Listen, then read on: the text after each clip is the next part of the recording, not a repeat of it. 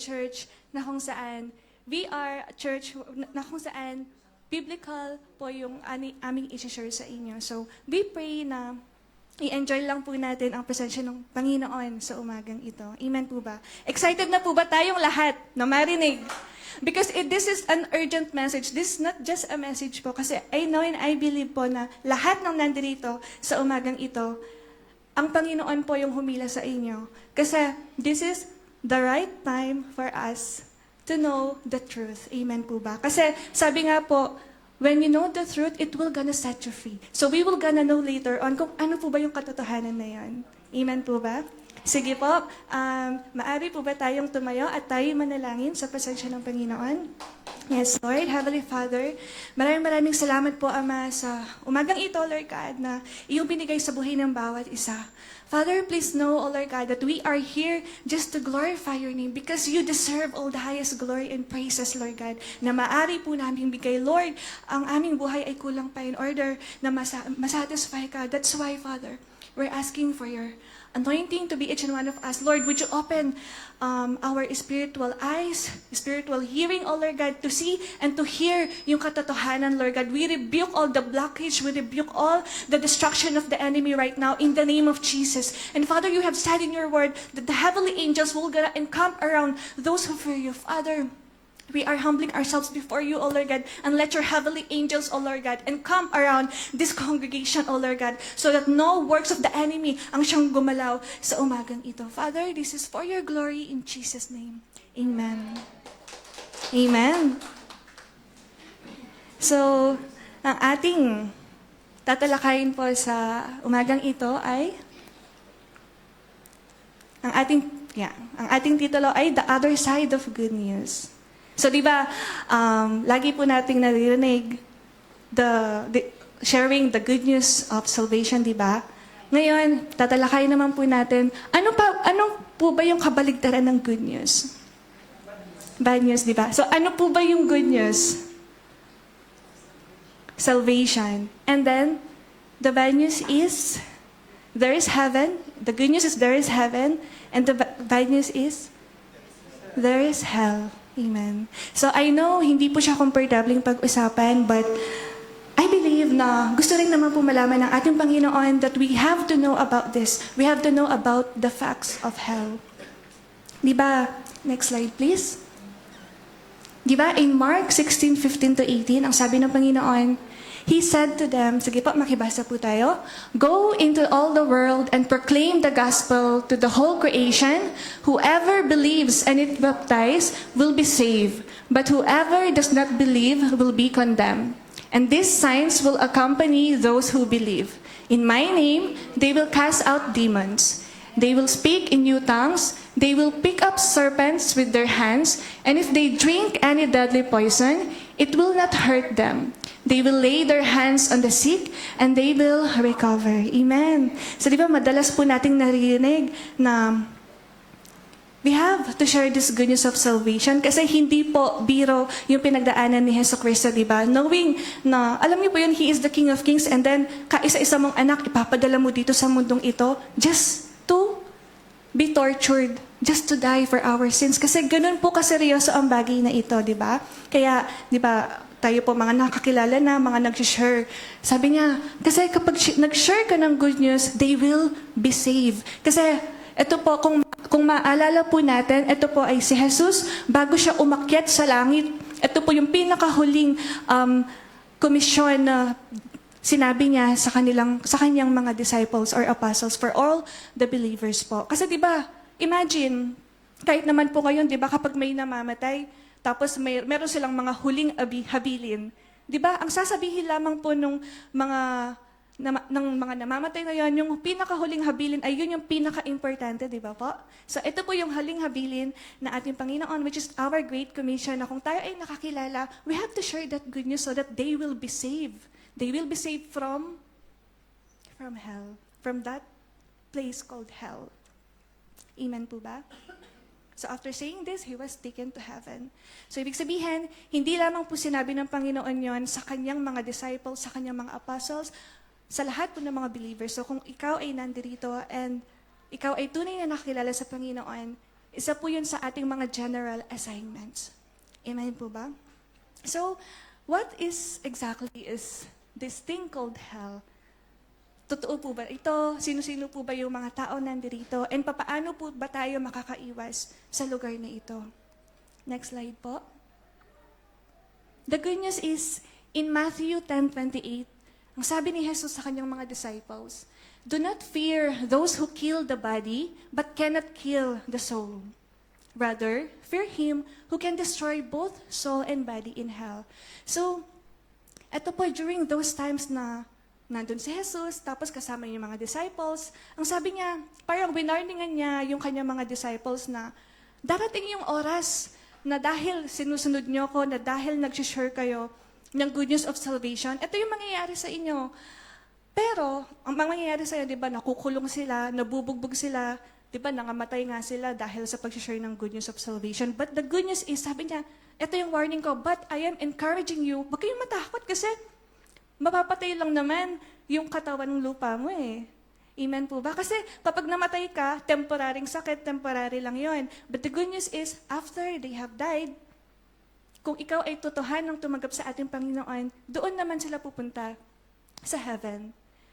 So, ibig sabihin, Jesus is warning, nagbibigay po siya ng warning sa kanyang mga disciples, sa kanyang mga apostles, na huwag kayong matakot sa kanila kasi mapapatay lang nila yung body nyo. Pero matakot kayo. Kanino? Sa Panginoon, who's able to kill, to destroy both soul and body. Actually, hindi naman po nag-enjoy ang Panginoon kapag tayo napupunta doon eh. In the first place, hell was not made. Hindi po ginawa ng Panginoon yung hell for us. It was intended for Satan and his fallen angels. It just happened po na, kung maalala po natin yung kwento doon sa Garden of Eden, diba? Dahil po sa pagkakasala ni na Adan at Eva, yung kauna-unahang mga ninuno natin, nagkaroon po ng curse. Ibig sabihin, once na tayo ay napanganak sa mundong ito, yung default destination natin ay doon. Masisilang ka, lalakad ka dito sa temporary world na ito, but our destination is there. Amen po ba? I know it is very sad news, but we have to know about this because this is part of the truth po na ating Panginoon. Amen? So, sige po, next slide. So, let us discuss the place of hell. So, these are the facts about that place called hell. So, number one, it is a literal place. So, kumbaga, existing po siya. Literal na place po siya. Hindi lamang po siya haka-haka. Hindi lamang po siya istorya. It is a literal place. So, in Psalm 9:17, ang sabi niya, "The wicked shall be thrown into hell, and all the nations that forget God." So this is a place na kung saan lahat ng wicked. So who are these wicked people? Later on, we will gonna know more details about this one. But lahat sila ay mapupunta doon sa hell. And all the nations that forget God. Ibig sabihin, kahit anong lahi mo, mayaman ka man, mapera ka man, ano man ang posisyon mo, engineer, architect ka man, it doesn't matter kung ano yung kalagayan mo sa mundong ito. Kasi everything that we have in this world will gonna perish. But the thing is, once you forget God, kung kahit saang nasyon ka man galing, at ikaw po ay namatay, and that is your first death, at doon na po yung ating punta. So it is a literal place po, ang sabi dito. And di ba, maalala natin kung naririnig po natin sa iba na, if God is a loving God, bakit siya magsasend ng tao doon? Di ba? Kung siya ay mapagmahal na Panginoon, bakit niya isasend doon sa hell? Unang-una, His love is so perfect. His patience is so perfect. Kasi imagine, habang tayo po ay nandirito sa mga oras na to, binibigyan niya tayo ng chance para tayo ay magrepent sa lahat ng kasalanan natin. Every gising is a blessing. Ibig sabihin, nagising ako. Ibig sabihin, okay, nagising ako. Thank you, Lord. This is your mercy for me to return from all my wicked ways. So, again, hell is not intended po sa atin, but this is for Satan and his fallen angel. Kumbaga, nasama lang po tayo doon sa sumpa, doon sa Garden of Eden. And next po, sa Revelations 20:15. Revelation 20:15. Whosoever was not found written in the book of life was cast into the lake of fire. So, ibig sabihin, kung yung pangalan po natin, di ba, kapag po tayo ay nagpapatanggap, di ba, isulat mo nga po nawa ang aming pangalan doon sa aklat ng buhay. Or doon sa Book of Life. Kumbaga, kapag yung pangalan mo, alam mo yung totoo kang tumanggap sa ating Panginoon that He is your Savior, masasulat na, mararecord na yung pangalan mo doon sa Book of Life. So, ibig sabihin, save ka na. Save ka na by the grace only of the Lord, hindi po sa mga gawa natin. At kung sino man yung hindi makikita ang pangalan doon sa Book of Life, they will cast. Kumbaga, alam mo, itatapon ka lang doon sa lake of fire. Imagine, lake of fire. Di ba, alam naman po natin yung lake. Anyo ng tubig, di ba? Tapos imagine, fire. Ayan po. Next slide, please. So, it is a literal place first. And the second, it is a large place. So, malaki po. Malaking lugar ito.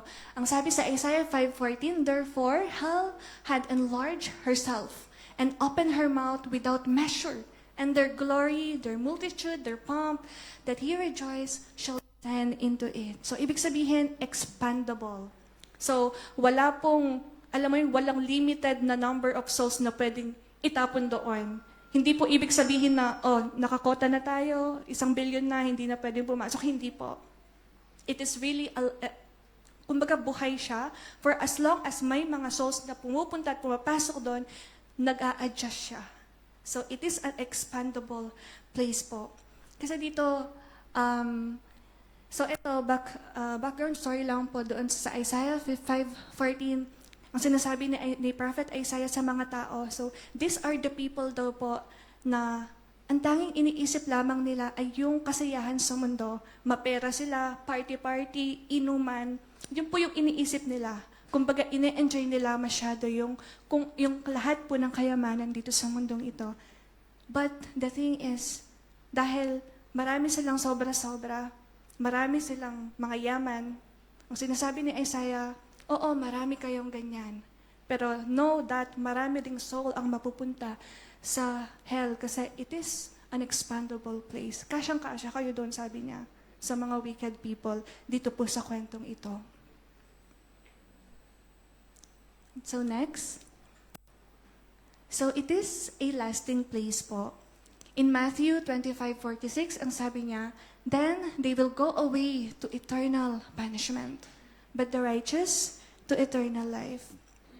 So ibig sabihin, imaginein po natin, there is a one bird, alam mo yung isang maliit na ibon. For example, tutuka-tukain niya yung sun, ililipat niya from Boracay, ilipat niya sa Cebu, isa-isa, hanggang maubos niya lahat ng sun sa Boracay at malipat niya doon sa Cebu, nandyan pa rin po yung lugar na yan. So ibig sabihin, wala po siyang katapusan, hindi po siya maglalaho. Nandyan lamang po siya. So lahat ng mga pupunta doon, wala nang balikan. Kumbaga, kung ikaw ay nandoon na, wala nang second chance.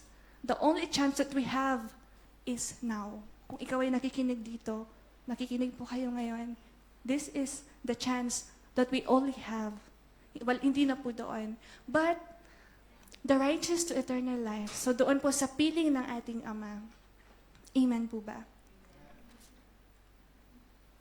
And in 2 Thessalonians 1:9, sabi niya, they will be punished with everlasting destruction and shut out from the presence of the Lord and from the glory of His might. Imagine, di ba tayo po kapag may mga times po na feeling natin na hindi natin maramdaman yung presensya ng Panginoon. Even though na nandyan naman po siya sa tabi natin, di ba? There are times na grabe yung mga circumstances na dumarating sa buhay natin, nanghihina ka, tas feeling mo wala yung Panginoon. Yung pakiramdam na parang wala kang pag-asa, di ba? What more? Dito po sa place na ito na talagang hindi mo na mararanasan yung presensya ng Panginoon. Ang sabi nga po kanina, in His presence there is joy. In His presence there is healing, there is deliverance, there is rest, there is peace. Kabaligtaran po ang mangyayari doon. Na once na pumunta na po tayo doon, yun yung isa sa mga masakit na hindi mo na mararanasan ang presensya ng ating Panginoon. So it is a lasting place. nandun lamang po siya, hindi po siya nawawala. Sige po, next slide. So pag-usapan naman po natin yung mga torments dito sa lugar na ito. In Revelations 14:11, ang sabi niya, "And the smoke of their torment ascended up forever and ever, and they have no rest, day nor night."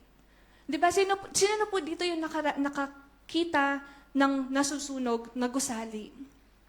Diba kapag nakita mo yun, as in usok, puro usok, mainit, nakakatakot pumasok, or even watching it, di ba? Parang nakakaano siya, parang, hala, ano nangyari, bakit ganun? And then, imagine, nandun ka mismo sa place na yon, which is mas malala pa po yung usok doon. And they have no rest, nor day and night. Kumbaga, even 1 second, hindi ka makakapag-rest. Imagine kasi, di ba tayo po mga OFW, alam mo yung pagod na pagod tayo. Minsan, kapag kulang po yung tulog natin, wala tayo sa mood, di ba? Kunyari, 4 hours lang tulog mo, 5 hours. Especially sa mga masisipag na mga OFW dito, kasi masisipag na mga kapatid, di ba? Yung rest po, yung parang feeling natin, excited tayo na mag-rest. Kasi doon ka nakakakuha ng energy mo for the next day, di ba? What more dito po, even 1 second, wala kang rest. Kahit konti lang, walang rest. Kasi paano ka naman makakapag-rest kung yung paligid mo nasusunog, even ikaw nasusunog ka ng buhay? Paano ka makakapag-rest doon sa sitwasyon na yon? So napaka-importante po na for as long as we are waking up every morning, just thank the Lord and ask the Lord na siya yung maghari sa life natin. Kasi we don't know what will happen later on sa buhay natin. Tomorrow is not promised. Kasi di ba, marami po sa atin, nagsasave tayo ng, okay, kukuha ko ng insurance, and then kukuha ko ng bahay, magsasave ako for the future, pag-save ako para sa pag-aaral ng mga bata. Okay, hindi ko naman po sinasabi na mali yun. Okay lang naman po yun, but make sure lamang po na we are getting ready din po or nagpe-prepare din po tayo nawa sa anong mangyayari sa eternal life natin.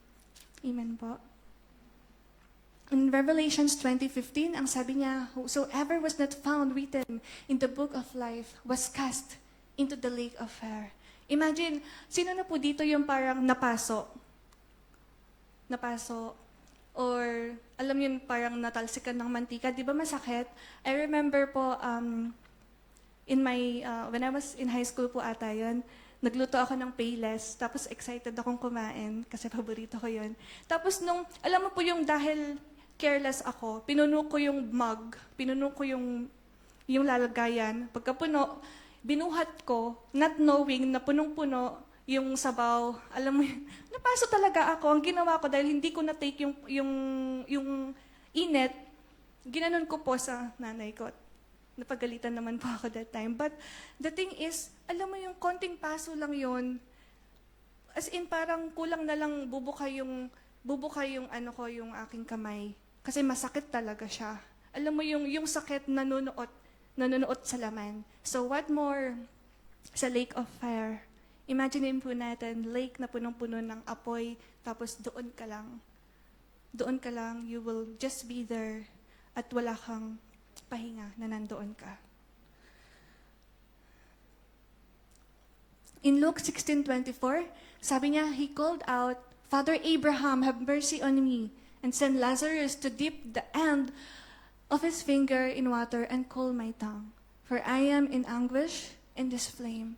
So ito po, this is one of the parables of Jesus na kung saan kunento niya na merong rich man. So from the word rich man, ibig sabihin, alam niyo yung hindi siya nahihirapan sa buhay, marami siyang pagkain, marami siyang pera, iba-ibang mga damit.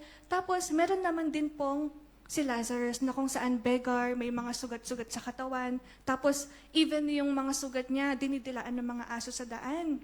But the thing is, yung pinagkaiba ng dalawang ito, si rich man, mayaman siya, nasa kanya po lahat, pero nakalimutan niya ang Panginoon. And then si beggar, mahirap siya kung tutuusin, makikita in this temporary world, he is so poor, he's a beggar. But the thing is, naalala niya ang Panginoon. So, itong dalawang to, namatay po sila parehas. Nangyari, si Lazarus ay napunta doon sa Abraham's bosom or doon sa Hades. When we say Hades or Sheol, ito po yung tawag sa place of the dead, na kung saan there will come a time na itong Sheol and Hades na ito, lahat po ng mga kaluluwa na nandoon ay itatapon na lamang po dito sa Lake of Fire. So balik po tayo doon kay Lazarus at kay rich man. So nangyari, dahil si Lazarus, hindi niya nakalimutan ng Panginoon, nandun siya sa Abraham's bosom or dun sa paradise, na kung saan he is being comforted, alam mo yun, may peace, may rest. Tapos, ito naman si rich man, dahil nakalimutan niya ang Panginoon nung time na po siya ay nabubuhay, nandoon siya. Sabi niya, for I am anguished in this flame. Biruin niyo, ni-request niya na kahit isang patak lang, sige na, iisan mo na si Lazarus dito. At least isang patak ng tubig. Imagine mo, isang patak. Ibig sabihin, nung time na nandoon siya, hindi siya nag-ask ng forgiveness kasi if you are there, it means you know in your heart na I deserve to be this. So ang inas lamang ni rich man kay Lazarus, isang patak lang. Kasi I am anguished in flame. So we don't know yung paano sila nagkita. We don't know actually. But it says here, yun ang na-request. At isa pa, nag-request ulit si rich man dito. Ang sabi niya, o sige, buhayin mo na lang si Lazarus at sabihan yung mga kapatid ko kasi alam ko yung mga kapatid ko namumuhay din sila na hindi karapat-dapat sa paningin ng Panginoon. So, ibig sabihin, yung kapatid ko, masama din siya, nakakalimot din siya sa Panginoon. Ibig sabihin, pag namatay siya, pupunta siya dito, hindi pwede. So, hindi request niya, sige na, Abraham, buhayin mo si Lazarus. Pero ang sabi ni Abraham, kahit naman buhayin ko si Lazarus, kung hindi rin naman tatalikod sa kasalanan yung mga kapatid mo, wala ding mangyayari. Hayaan mo na yung mga prophets. Kasi naririnig naman nila yung mga good news, mga salita ng Panginoon, pero hindi pa rin sila tumatalikod sa kanilang mga kasalanan. So, ibig sabihin, hindi porket nakakita tayo ng miracles or ng mga himala or ng mga healings, maboborn again na tayo. It's our choice kasi God has given us free will. Hindi po pumipilit ang Panginoon sa atin kung gusto natin siyang tanggapin or hindi. Maririnig natin, it's up to us po kung tatanggapin natin yung katotohanan na yun. Amen po. And number 1, torments. And then number 2, so it is a total darkness. So walang araw. Wala kang makikitang araw or buwan doon. Sa Jude 13, ang sabi niya, raging waves of the sea, foaming out their own shame, wandering stars to whom is reserved the blackness of darkness forever. So, ayun na nga po, hindi mo na ulit makikita yung sinag ng araw, yung mga stars, yung moons, walang tutubong damo, walang tutubong halaman. As in, patay po lahat. Kumbaga, wala kang makikitang pag-asa doon. Kasi you are in that total darkness. Di ba, kapag po nagba-brown out, nagba-black out, ako po, taga-barrio po ako, ibig sabihin, madalas po mag-blackout. So kapag alam mo yung gabi, biglang nag-black out, yung parang, the moment na mamatay yung ilaw, yung parang, walang ilaw, yung parang, mag-worry ka eh. Pero kapag meron ng kandila, ayun na alam mo, nare-relief ka. What more doon? It is a total darkness. Yung makikita mo lang, yung apoy. Apoy na sobrang sakit. Tapos, yung horrors of it. In Matthew 24:51, sabi niya, shall cut him asunder, and appoint him his portion with hypocrites. There shall be weeping and gnashing of teeth. There shall be weeping and gnashing of teeth. Yung, di ba kapag nagwi-weep tayo, sobrang pain yung nafe-feel natin, di ba? And when we are gnashing our teeth, for example, yung mga mami po natin na nanganak na dyan, ang alam ko po, naririnig ko sa sobrang sakit ng panganganak, maybe you are gnashing your teeth when you are giving your child to birth po. So doon, hindi mo may imagine yung sakit na mararamdaman mo. Kasi, if you notice po, dito sa Matthew 24:51, so si Jesus po ulit ang nagsasalita. Kasi, actually, Jesus is one of the, isa po si Jesus ang nag-share karamihan about hell. Kasi napakarami pong parables ang inopen niya, ang shinare niya sa mga taong ito. And kung mapapansin po natin, yung mga summary ng mga parables na ito, yung conclusion po ng mga parables na ito is, there is righteous, there is wicked. There is heaven, there is hell. Yung parable of the 10 virgins, parable of the net, parable of the faithful and unfaithful servant. So dito, ang kunento niya, parable of the faithful and unfaithful servant. Ang sabi niya, etong si faithful servant, sila po yung mga believers na kung saan nag-aantay sila everyday. Kumbaga nakaredy sila spiritually. Kasi hindi po natin alam kung kailan po darating ang ating Panginoon dito, di ba? But it is sure po, according to Revelation, that Jesus ay darating po siya ulit dito to be the judge of the living and the dead.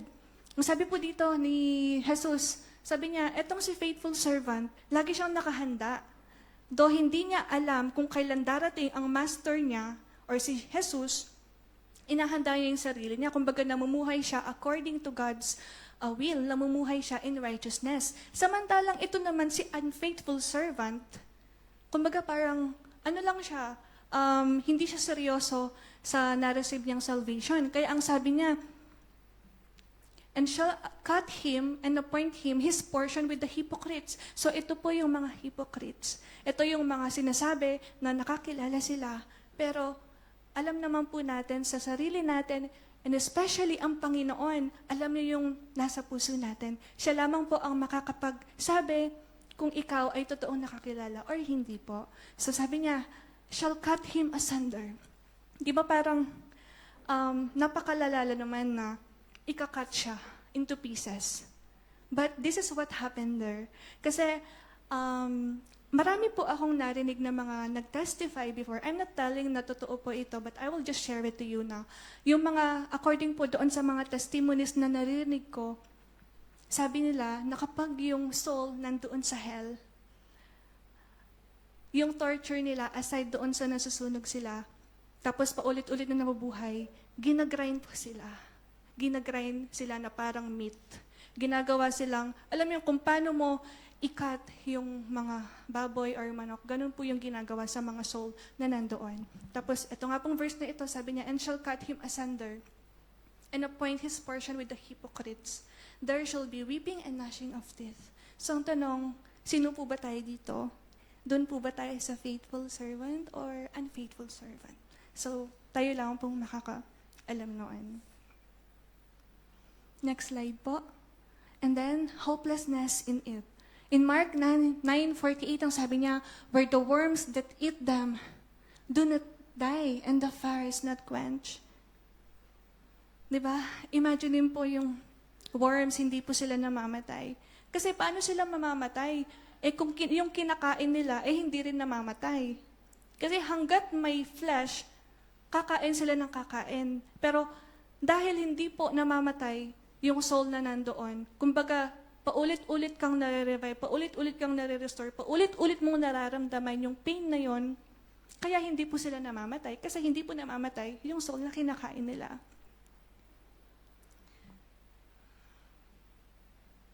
Next po, yung Revelation 20:14. So there is eternal separation. And death and Hades were cast into the lake of fire. This is the second death. Kasi yung first death po natin kapag namatay tayo dito sa temporary na world. Kasi tayo pong lahat na nandito po tayo temporarily lang. So dito po naka-base kung saan tayo pupunta, which is doon po sa second death. It's either heaven or hell. Sabi dito, kasi right now, dahil wala pa po yung final judgment na kung saan mangyayari po doon sa Book of Revelation, so temporarily yung mga soul ay nandoon po ngayon sa Hades, na kung saan kapag natapos na po yung final judgment, itatapon na lamang po sila doon sa lake of fire, which is the hell po, second death. And next po. So, pag-usapan naman po natin kung sino yung mga tao na nandoon. Letter E, sila po yung mga rejectors. So, sila yung mga tao na shinaran po natin inopen natin na ito yung ginawa ni Jesus doon sa cross ng Kalbaryo, na ikaw ay mahal ka ng Panginoon, that you don't have to go there. Hindi mo na kailangan pumunta doon. But still, after in-explain mo sa kanya, yung good news of salvation after that, tatanungin mo siya, would you like to accept Jesus as your Lord and Savior? So sasabihin nila, no. So, sila po, yung mga rejectors. In John 3:36, ang sabi niya, whoever believes in the Son has eternal life. Whoever does not obey the Son shall not see life, but the wrath of God remains on him. Kasi diba, we all know John 3:16. For God so loved the world that He gave His one and only begotten Son, whosoever believes in Him should not perish but have eternal life. In John 3:36 naman po, sabi niya, kung sino man ang hindi sumunod or kung sino man ang hindi maniwala sa Kanya, hindi rin niya makikita yung buhay because Jesus is our life. But the wrath of God remains on Him. If you remember po, in the Garden of Gethsemane, di ba? When Jesus was praying before His death, ininom niya lahat, kinuha niya lahat. Kada patak, kinuha niya yung wrath of God. Kasi kung i-imaginein po natin yung torture na nireceive ni Jesu Cristo doon sa krus ng Kalbaryo, alam niyo, physically, mentally, emotionally, torture na torture siya. Kasi ganun niya po tayo kamahal. Kasi ganun po seryoso yung nag-aantay sa atin kung hindi po natin siya tatanggapin bilang ating tagapagligtas. Amen po ba? So let us doon po tayo sa eternal life.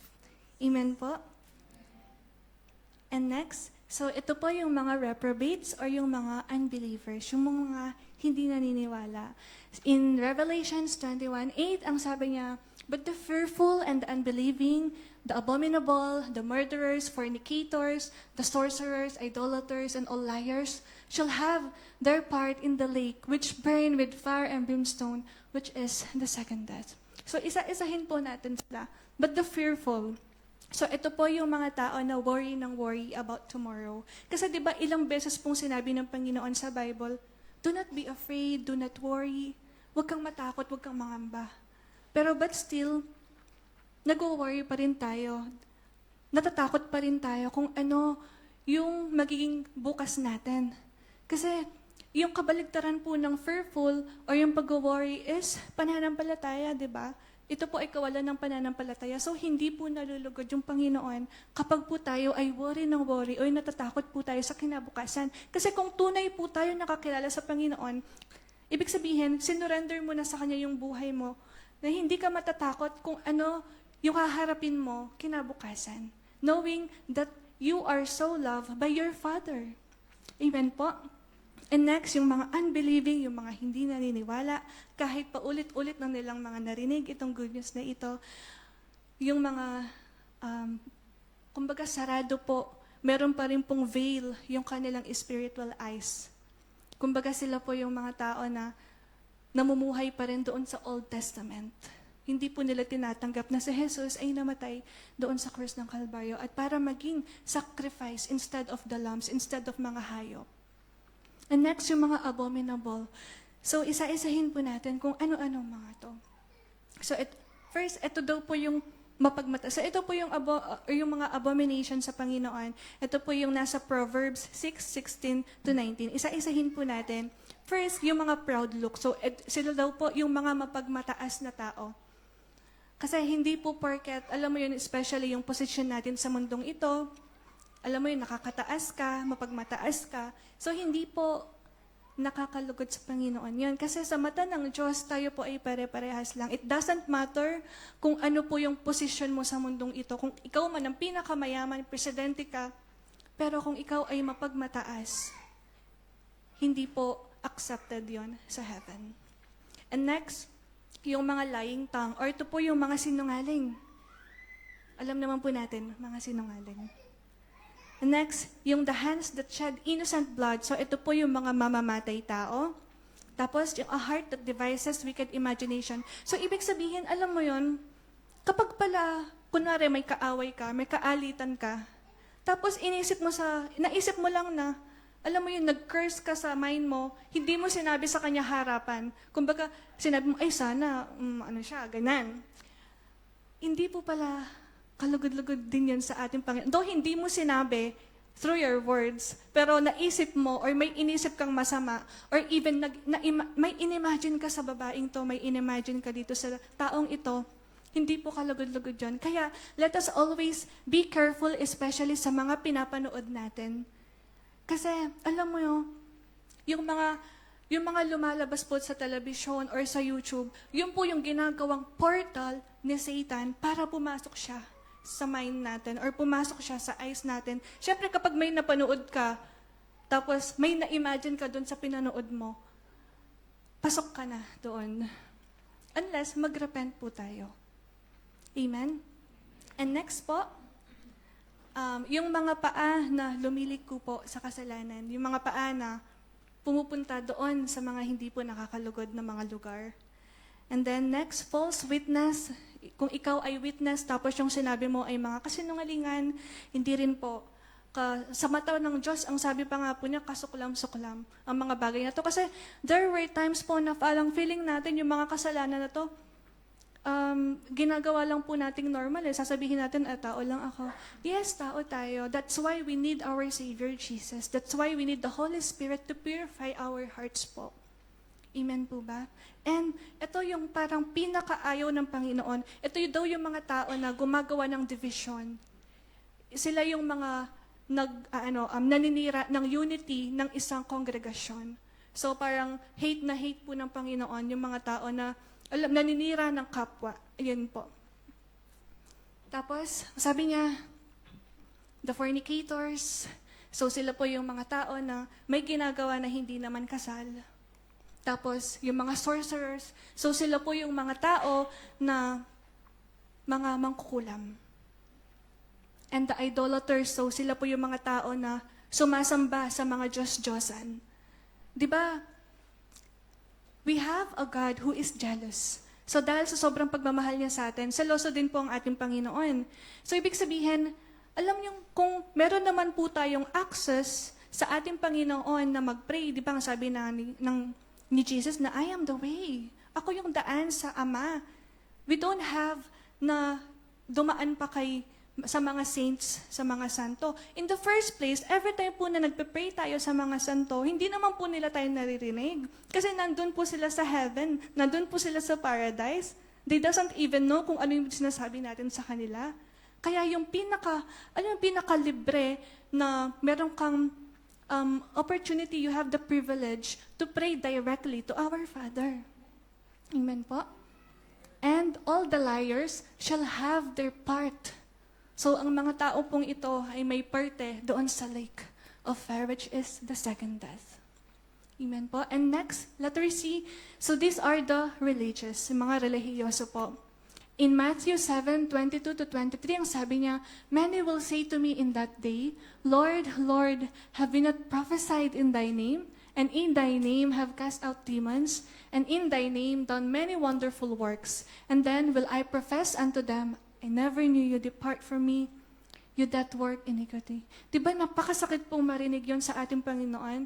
Especially sa mga naglilingkod po. Alam natin that we are doing everything for the Lord. That's why it is so important po na every time na may assignment tayo or may mga task tayo na gagawin sa ating Panginoon, let us always ask the help of the Holy Spirit na magpa-cleanse or magpalinis po ng ating mga puso. And yung number one reason lamang po kung bakit natin gagawin yung pagsaserve sa ating Panginoon is because out of love, not out of obligation po. Because God is a just God. Hindi po nagbabago yung isip niya. Kasi nakikita po niya kung ano yung nasa puso natin. So let us always ask Him to purify. Magpa-purify po tayo ng ating mga puso. So that lahat po ng mga offerings na ibibigay natin sa Kanya, tatanggapin niya. Amen po. And next, ito na po yung pinakamaganda. So, preventions to hell. So, kanina, pinag-usapan natin sino yung mga tao nandito. Ngayon, kung pasensya na po kung may natamaan man po kanina, but it is just according to the Word. And this is just how God loves you so much. So, meron naman pong preventions doon. Because we don't have to go there. We don't have to go there.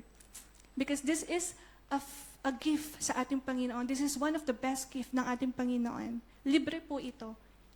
Hindi mo kailangan magbayad. Out of the perfect love of our dear Jesus. Sabi niya, turn from your sin. In Luke 13:5, no, I tell you, but unless you repent, you will all likewise perish. So, ibig sabihin, kung meron man pong pinakita ang Panginoon sa mga puso nyo, sa mga puso natin, we have to ask for forgiveness sa ating Panginoon.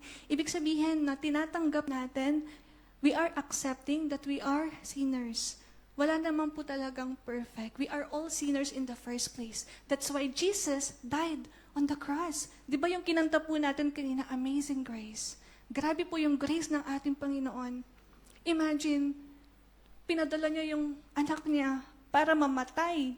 Kasi ayaw niya tayong pumunta doon sa hell. So, dito, we have to repent. Accept that we are sinners and ask for God's forgiveness po. Letter B, sabi niya, trust in our Savior, Jesus Christ. In Romans 10:9, sabi niya, if you declare with your mouth, Jesus is Lord, and believe in your heart that God raised Him from the dead, you will be saved. Di ba nga po in Proverbs ang sabi niya, our tongue has the power of life and death. So we have to declare it. Accept Jesus Christ in your hearts. But we have to declare it, di ba? Sa mga hospital visitation po, or sa mga nag-evangelize po, di ba? Whenever na may pinapatanggap po tayong soul, pinapasunod po natin sila sa isang maikling panalangin. Kasi, ibig sabihin, tinatanggap mo in your heart. Of course, whenever you're telling it na Jesus is Lord over my life from now on, dapat po nasa puso mo, hindi lamang po siya basta sinasabi lang. And believe in your heart that God raised Him from the dead, tayo po ay maliligtas. Saan tayo maliligtas? Doon sa hell, yung pinag-usapan po natin kanina. Amen po. Praise God. Thank you, Lord.